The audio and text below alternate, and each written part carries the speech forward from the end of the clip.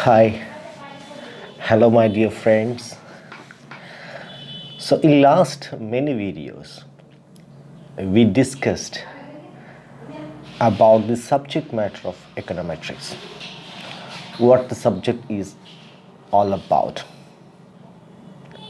Today we are just coming inside of the subject and we are going to discuss one of the cornerstone of econometrics called the regression analysis or regression technique.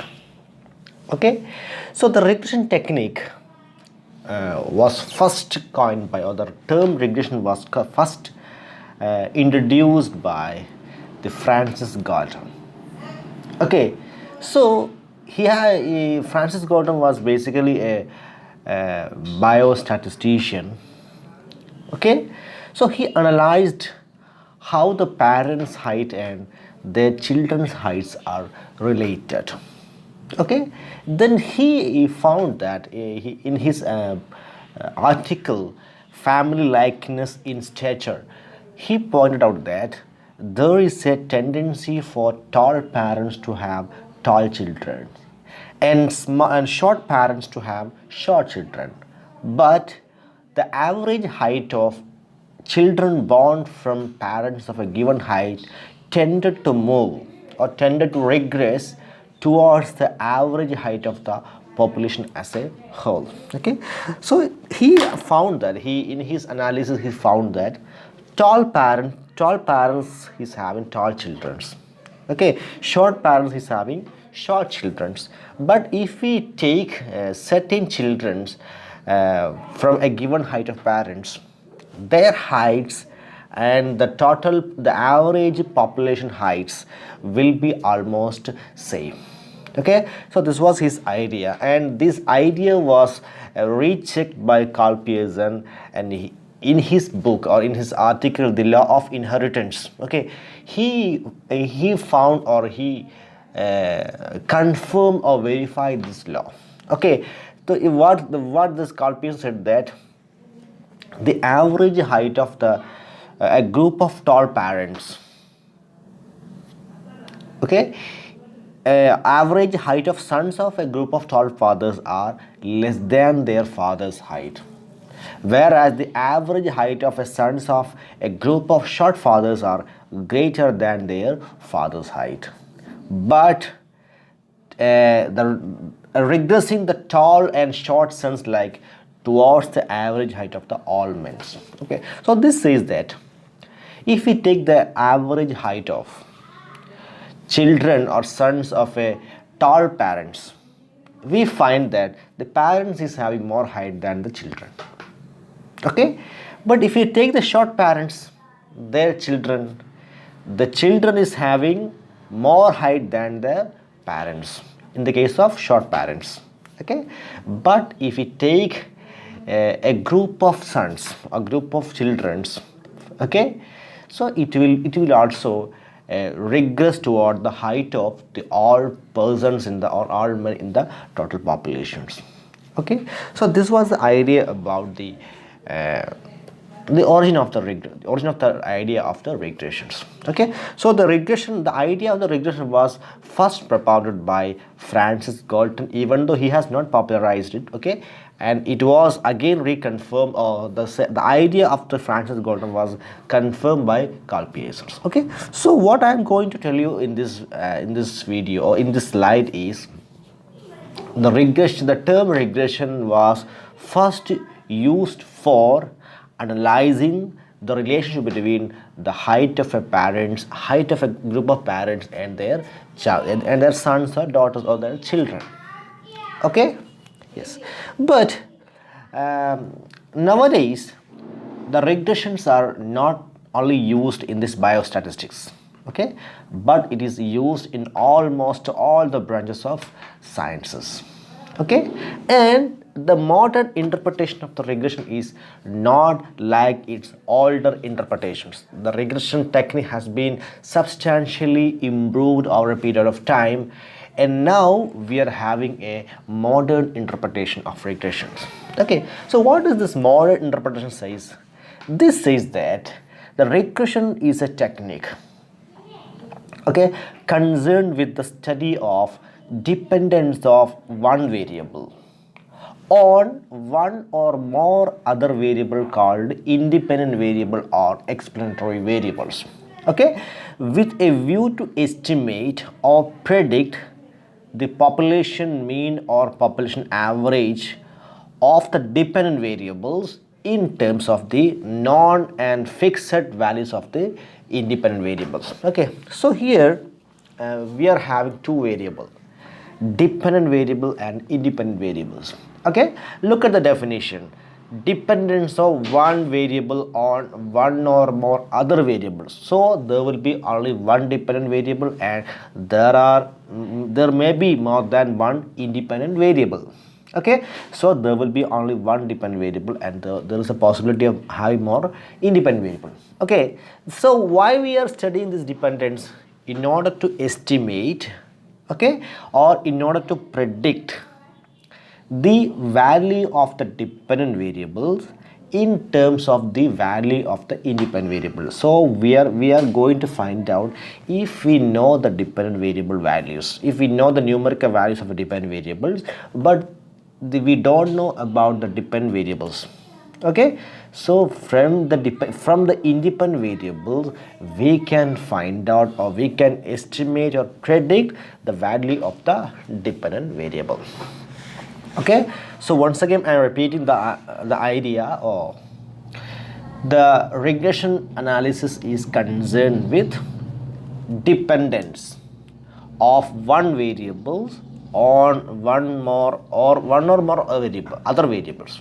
Okay, with a view to estimate or predict the value of the former means what? Former means dependent variable, later means independent variable. Okay, for estimating the average value of the dependent variable in terms of the non values of the independent variables. So this was the main idea or the modern interpretation of the regression analysis. Okay, so let me take an example, a small example now. The detailed example we will see later. Okay, consumption is a function of income and wealth. Consumption is a function of income. If there is income alone, then consumption will be our dependent variable, income will be our independent variable. So here regression analysis is concerned with only one dependent variable and one independent variables. Okay, but there is a possibility of having more independent variables. So we are saying that dependence of one variable on one or more variables. Okay, then with a view to estimate the dependent variable. So we are estimating the consumption pattern, okay, from the non values of the independent variable. Suppose if we know the income and wealth of a person, okay, then we can estimate the unknown values of the dependent variable. Suppose if there are 20 peoples, okay, 18 people, for 18 people we know their consumption, their income and wealth. But there are two people, they are living in the same area, but we don't know about, they are not revealing their consumption, but we know their income and wealth. So from this non two values, income and wealth, we can find out the unknown values of the consumption. Okay, so that's the whole idea of the regression, and for that purpose we are using the regression analysis. Okay, then when we deal with the regression, okay, there is we have to understand that the regression does not necessarily imply causation. Okay, that means a statistical relationship cannot be logically imply causation. What does it mean?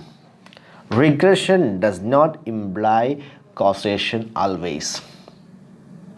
If there is a statistical relationship between certain variables, it may not be real. For example, suppose I have taken consumption of this group or consumption of a particular group who are living in Kerala. Okay, suppose I have taken 1,000 samples from Kerala. I have taken only one variable called consumption pattern. I have taken the income of some other 1,000 pupils from Jammu and Kashmir or some other state. We have done a regression. We will get the values. Okay, we will get the values. Suppose if we got a value 0.58 or 0.6, how you will interpret it?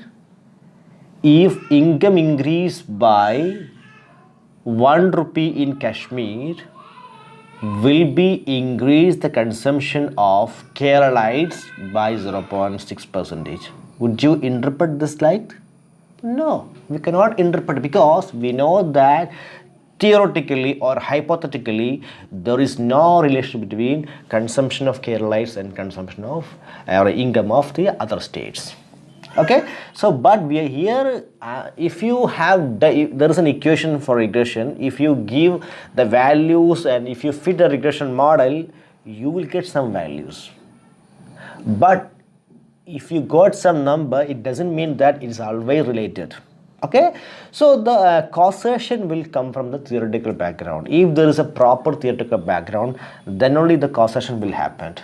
But if we have certain data, then the statistical relation can be established, but it may not be real relationships. Okay, that we have to be taken care.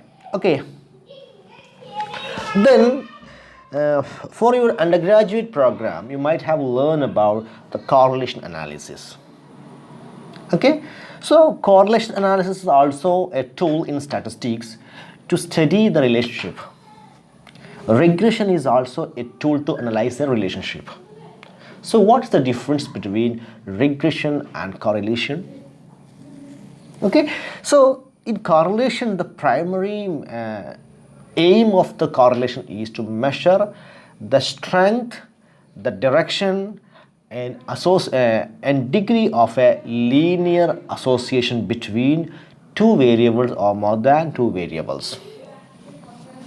Okay, so in correlation will always study the linear associations.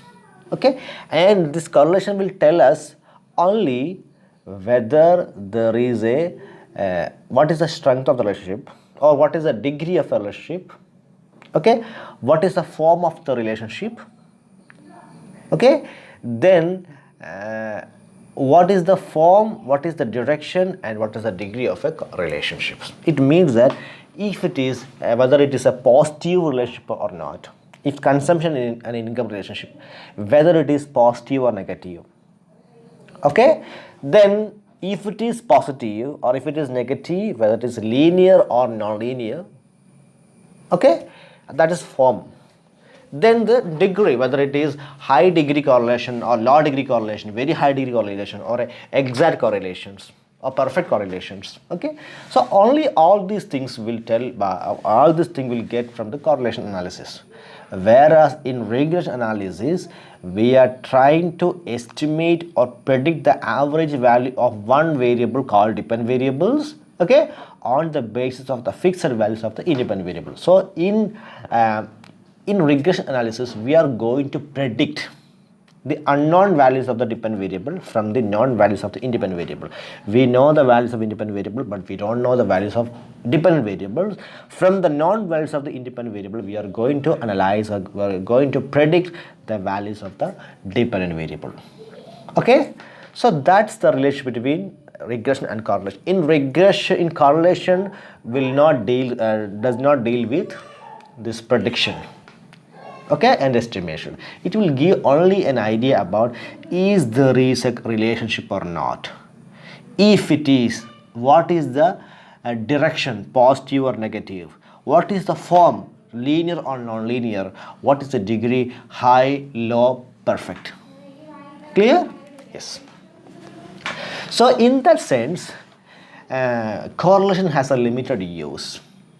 Okay, but the regression has unlimited use in economics, especially in econometrics. Okay, that's why we are saying that the regression analysis is the cornerstone of the econometrics. Econometric analysis is starting from the regression itself.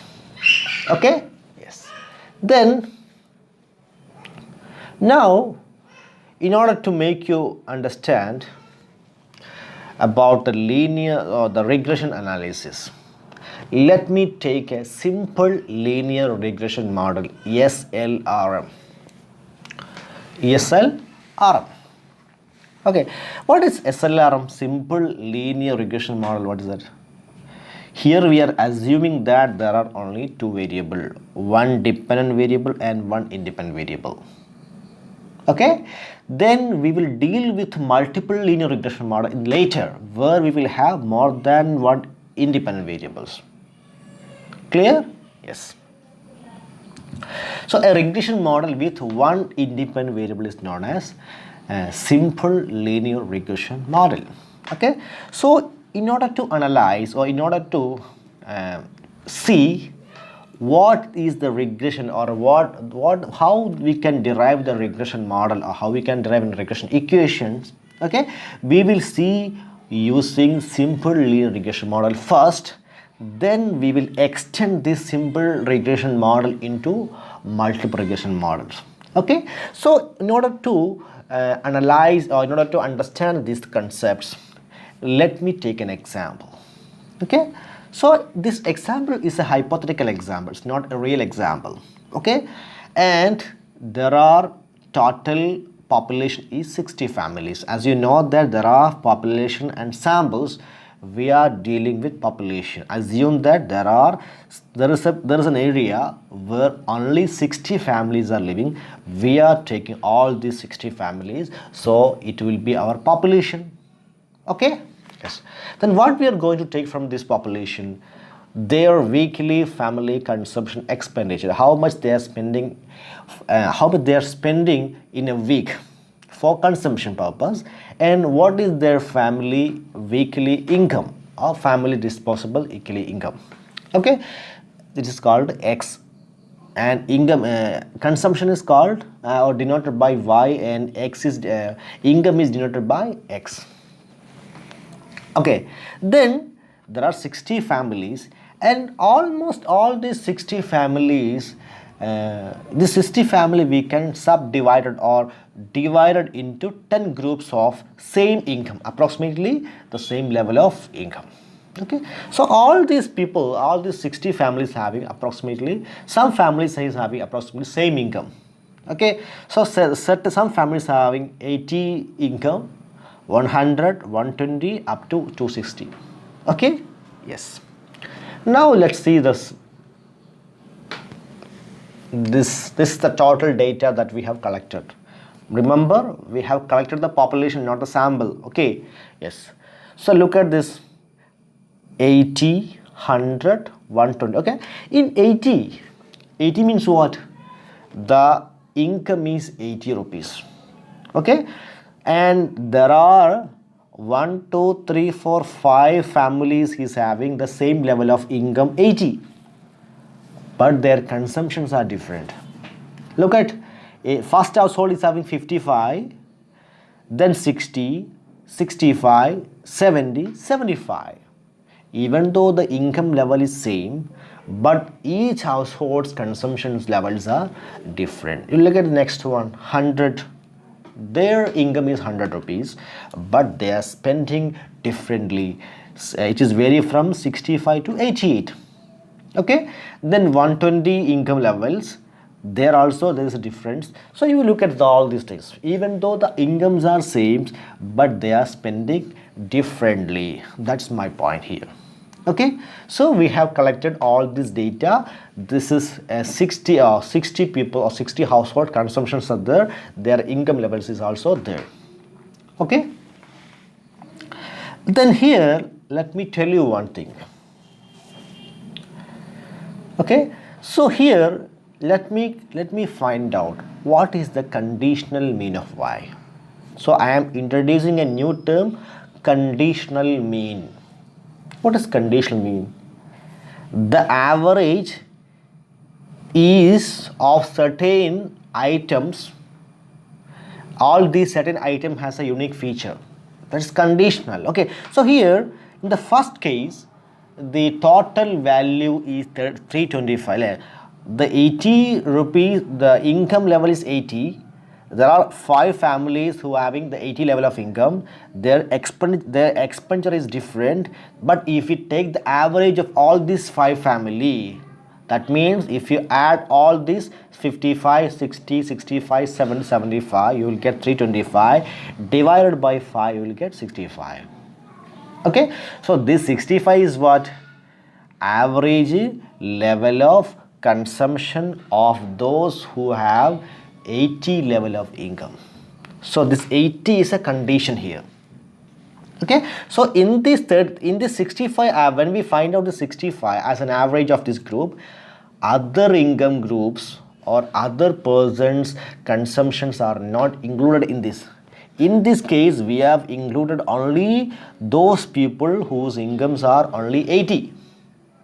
That's why we are saying that this y is conditional mean is, or conditional mean of y is this 65. This is conditional upon the there's a group called 80 level of income groups. This average is only depends on this 80 level of income groups. Okay, then we have find out all such average for each income groups. Okay, so this is known as 65, 77, 89, 101 up to 173 is known as conditional mean of y, or conditional mean. Okay, because this is not a real average but is conditional average. Okay, there is a condition always. Okay, then now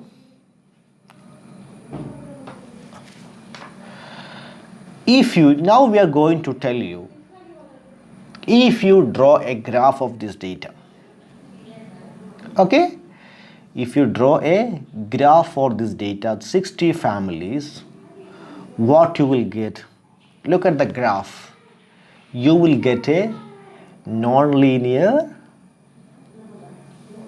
Okay, you will get a linear but not proportional, not non-linear. Okay, linear but not proportional graph like that. Okay, so from this graph, what you can understand? We can understand that even though there are variability in consumption expenditure within each income groups, on an average, consumption is increasing when the income level is increasing. Okay, so from this graph, what we are going to infer is, even though there are considerable variations in each income groups, okay, but on an average, when consumption is increasing, when income is increasing, the consumption is also increasing. Okay, yes. So we have got that whenever the income increases, as a whole, consumption is also increasing. Okay, then I have told you about the conditional mean. Okay, so this conditional mean is denoted by expectation of y given x, expectation of e of y given x. Okay, this is expected value or average value of y conditional upon x.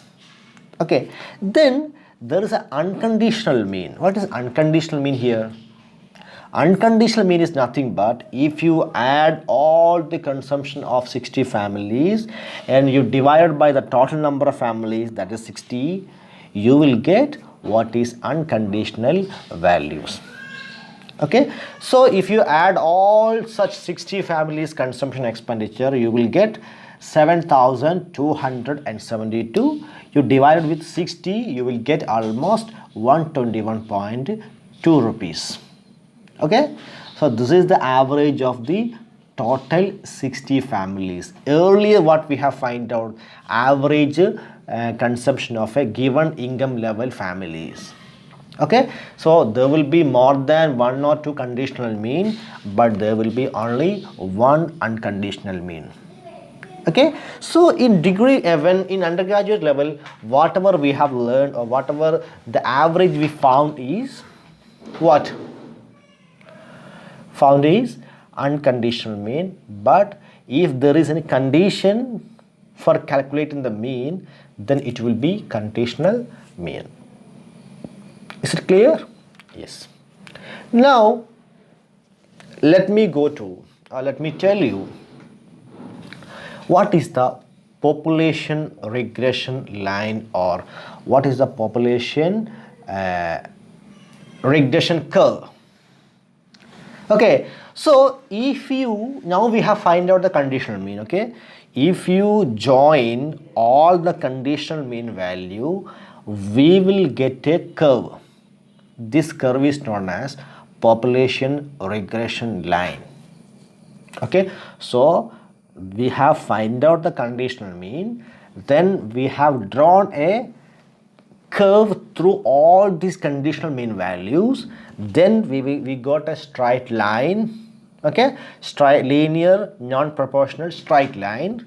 This straight line is known as population regression line or population regression curve, PRL or PRC. Okay, so what this figure shows? This figure shows that for each x there are y values, okay, that are spread around a conditional mean of those y values. What does it mean? There are, for a given level of x, there are y values 1 2 3 4 5. Okay, then if we find out this average, we got conditional mean value. Okay, then all other values are spread around these conditional mean values. Okay, you look at here,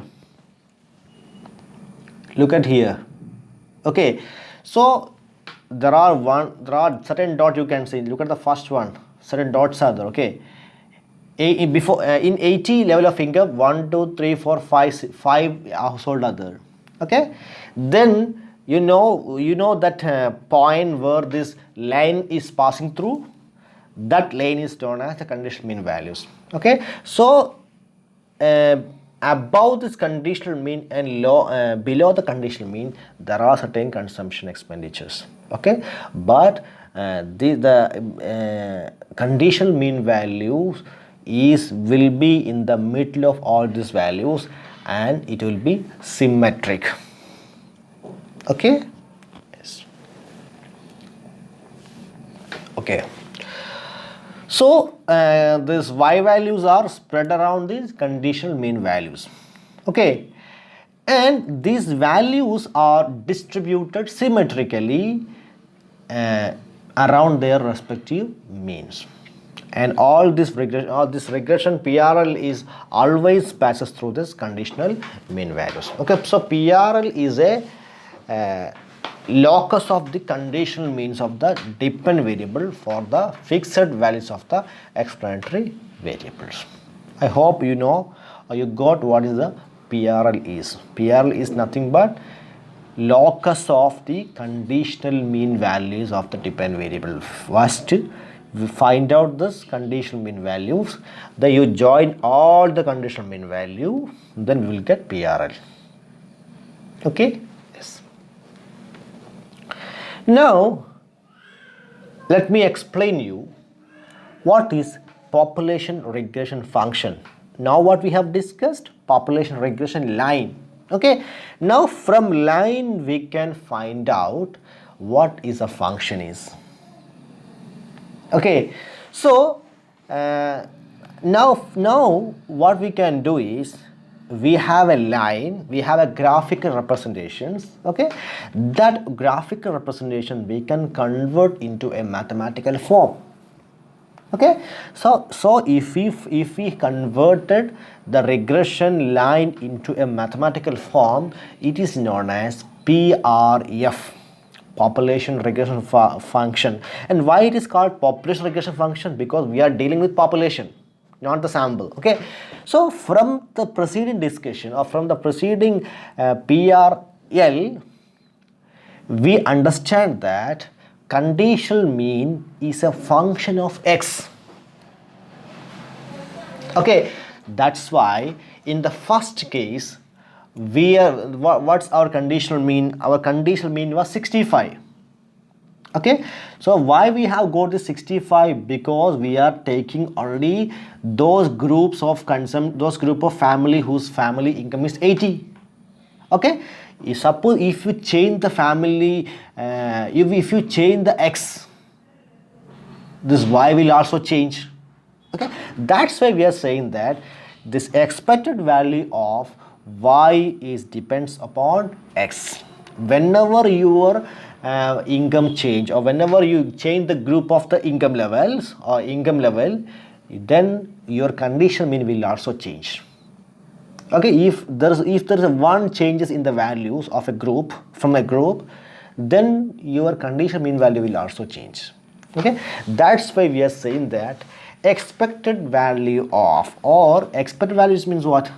Average value or mean value. Average value of conditional, average value of y, or average value of consumption expenditure depends upon xi. Xi means what? Income level. You got? And this is what we call the population regression function PRF, or population regression PR, or there's one more name is there, conditional expectation function, CEF. Okay, and commonly it is known as PRF. Okay, so what now we discussed, what is the conditional mean value, what is the unconditional mean value, what is PRL, and what is PRF. You got the point? Yes. So now come to the linear PRF. Linear PRF. Okay. So what is this linear PRF? Now we are going to make a change in our PRF. Okay. So in most of the cases, we don't know the real population. Here we know the population. Now here we are assuming that we know the exact number of population, that is 60, fixed. Okay, but in most of the cases we don't know the PRF. Okay, so what will be the function? The function will be usually derived from the theory. Okay, so in our example we are dealing with consumption and income relationship. So we know that the consumption and income relationship is linear and non-proportional, or it is linear. Okay, so what we can do, we can convert our initial PRF into a linear PRF. Okay, earlier what we have done, expected values of y given x is a function of x. That is, we have expressed this in a functional form. So same functional form can be rewritten as, or rewritten in the form of a linear forms. Okay, so when we write in the linear form, what will happen there? There will be one intercept and one slope coefficient. Okay, so now what we have done here, now we have changed the initial PRF into a linear PRF. So it is B0 or beta 0 plus beta 1x. Expected value of y depends upon beta 0 plus beta 1x. Beta 0 will capture the intercept. Okay, so the area from 0 to the line, and the beta 1 will be captured the slope of the line. You got the point? Okay, so now we have converted this PRF into linear PRF. Okay, yes. Then now, what is the stochastic specification of PRF? Now again we are going to make some changes in the linear PRF. Okay, now we are going to tell you, or now what I'm going to discuss is what is the stochastic specification of PRF. What is stochastic specification? Is nothing but we discussed error terms. Okay, so now we are going to add this error term in our equation. Okay, so what we have done, y is equal to expected values of, so y is equal to beta 0 plus beta 1x plus u.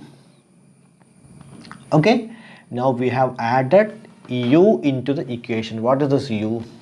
U is a random variables that will capture all the omitted variables from the model that will have an impact on our dependent variables.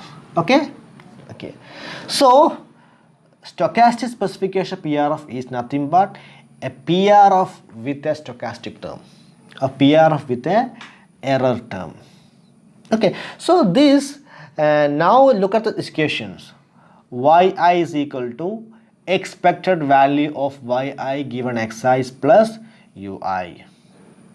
Okay, so consumption is equal to expected consumption for a given level of income plus ui, or yi is equal to beta 0 plus beta 1 xi. So this beta 0 plus beta 1 xi is equal to is nothing but it is expected values of yi given xi. Okay, so this equation is having two components. The first one is the fixed component and another one is the random component. Okay, so look at this equation. Yi is equal to beta 0 plus beta 1 xi. This part is known as fixed component and ui part is known as random component. Okay, so these expected values of yi given xi tell us that consumption expenditure for a group of family is depends upon the consumption expenditure of all the such families with same level of income, which is systematic and deterministic. We can determine it. Okay, whereas ui is a purely random variables. Okay, it's a proxy for all the omitted variables, which is non-systematic component, which we cannot have any control over that. Okay, it's purely a random variable, we don't have any control over that. But the first part is systematic part or deterministic part. Okay, so for our equation there is a systematic or deterministic part and stochastic part. Okay, stochastic part is nothing but ui, all other part is known as deterministic part. Okay, yes. So what we have done so far: conditional mean, unconditional mean, PRL, PRF, LPRF, stochastic specification of LPRF. Clear? Yes. Now we are coming to the sample regression function. Earlier what we have discussed, PRF, population regression function. Okay, so now come to the reality. We cannot always collect the data from the population. Here we had only 60 families, that's why we have gone for populations. Okay, but most of the time we don't have population, we don't know the population, but we are taking certain samples.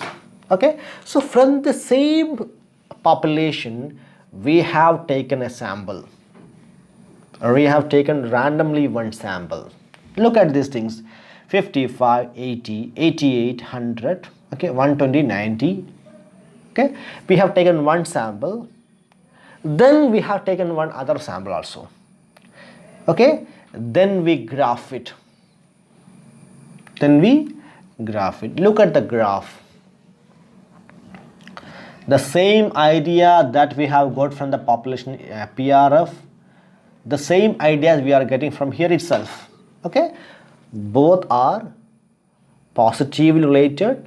Okay, and whenever the income increases, the consumption is also increasing in a linear way and non-proportional way.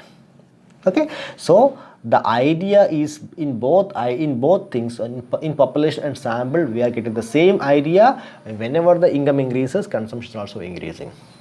Okay, so look at the graph. There is a small difference in the shape of the graph, but that difference is very minute. Okay, then if you compare this graph with your PRF, that's also will be same, and we won't feel any huge differences between this graph. Okay, so this is what we call the SRF. So SRF is nothing but what? Is a locus of points of all the values in a sample, x values and y values. We are drawing a graph using the combination of this y and x. Okay, but in PRF what we have done, in PRF we have taken the conditional mean value, but here we are not taking the conditional value, we are taking all the values, and in between all these values we are drawing a line. Is it clear? Yes. Okay, so look at this graph. All these PRF dots are, we have drawn a PRF in such a way that all points are being connected. But look at this SRF1 and SRF2. Here the points are not exactly connected. Okay, in this case what will happen, you know, for this y and x there will be an average. Okay, for y there will be an average, y bar, and x is an x, for x there's an average called x bar. This line will be passes through this y bar and x bar. Clear? So above this y bar and below this y bar and x bar there are certain points. Okay, so what will happen this point, that we will see in later. Okay, yes. So look at this SRF, you see the SRF and you see the PRF, you feel the difference, how this is too different. Okay, now we come to the SRF. Now earlier we discussed sample regression line. Now we come to the sample regression function. What is the sample regression function? The same idea. You convert your sample regression line into a mathematical equations, it will be SRF. The same idea that we are getting here. Okay, what we do here, instead of earlier we have taken beta 0, beta 1, here you take small beta 0, beta 0 or b0, b1 xi plus ui. Then there will be that we will discuss later. So here y is equal to beta 0 plus beta 1 xi plus ui. The only difference is that earlier we have taken the idea from the population, but here we are taking an idea from the sample. Okay, then the below the written part is about how to find out the values of y cap and u cap, that we will see later. Okay, yes. Then SRF is okay. Then coming to the objective, what we are aimed at, what we want to do in regression. In regression we are having PRF. PRF is nothing but it deals with total populations. Okay, so our primary objective is what? To analyze or to estimate the population regression function. Okay, but we know that in rare cases only we know the PRF. In almost cases, in many of the cases we know only the SRF. Okay, so our primary objective is to estimate the PRF on the basis of SRF. Okay, most of the case we don't know the population, we only know the sample. So in regression what's our aim is to estimate the PRF on the basis of SRF. So first you estimate the SRF, then from SRF you infer what will be the PRF. Okay, so look at in both equation you can see beta 0, beta 1, beta 0, beta 1. Okay, or in sample regression I have taken a small beta 0 cap and beta 1 cap. Okay, it is nothing but to identify this beta cap is SRF and beta 0, beta 1 is PRF. Okay, for that purpose only. Okay, or you can simply put small b0 or b1. Okay, understand that it is SRF and the previous one is PRF. Okay, then when we estimate this PRF and SRF, okay, what's our aim?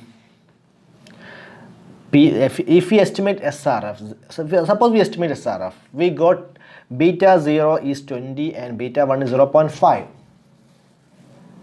Okay, then we estimate the population.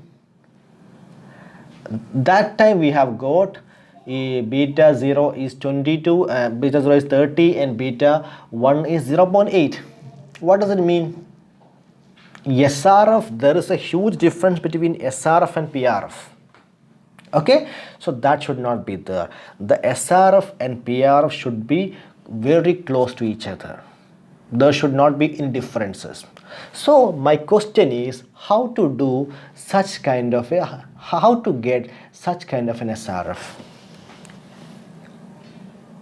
or how to construct SRF so that beta 0 cap is very close to beta 0 and beta 1 cap is very close to beta 1 as much as possible.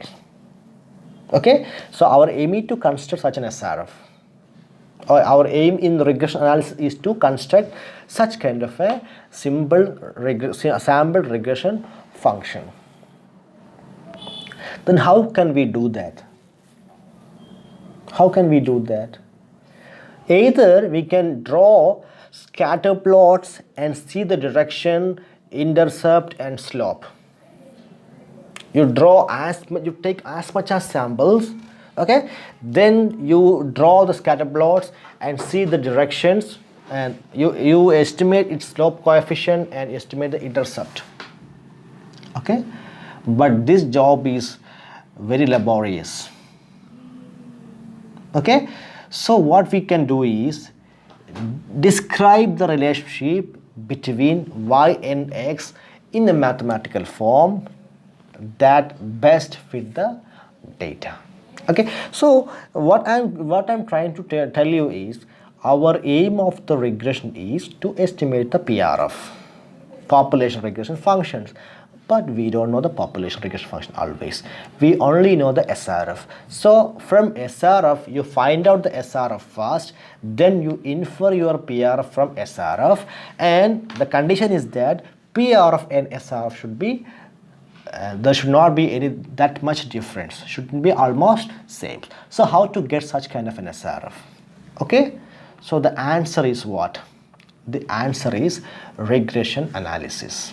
From regression analysis, we will get, using the regression analysis or what we call the ordinary least square method, we will get an SRF that will be almost equal to this PRF.